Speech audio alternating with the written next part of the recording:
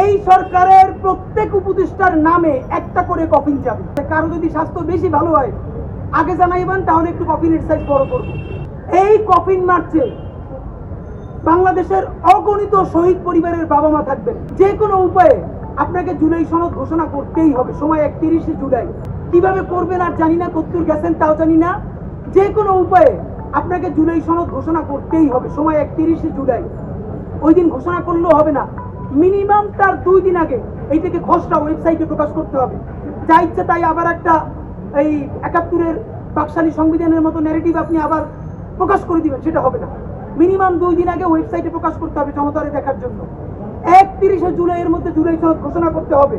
যদি না পারেন তাহলে আগামী অগস্টের 3 তারিখ, আগেও ঘোষণা করেছিলাম, আজকে আবার মনে করাই দিই, অগস্টের 3 তারিখ মানে 33শে জুলাই শাহবাগ থেকে দুপুর 12টায় সচিবালয়ের সর্বাত্মক ঘেরাওয়ের উদ্দেশ্যে আমরা কফিন মার্চ ঘোষণা করেছি। শুধু আপনাদেরকে কফিন মার্চের একটা আইডিয়া বলি। এই কফিন মার্চে বাংলাদেশের অগণিত শহীদ পরিবারের বাবা মা থাকবেন। চোখ হারানো, হাত পা হারানো আমাদের অন্ধপঙ্গু জুলাই যোদ্ধারা থাকবেন।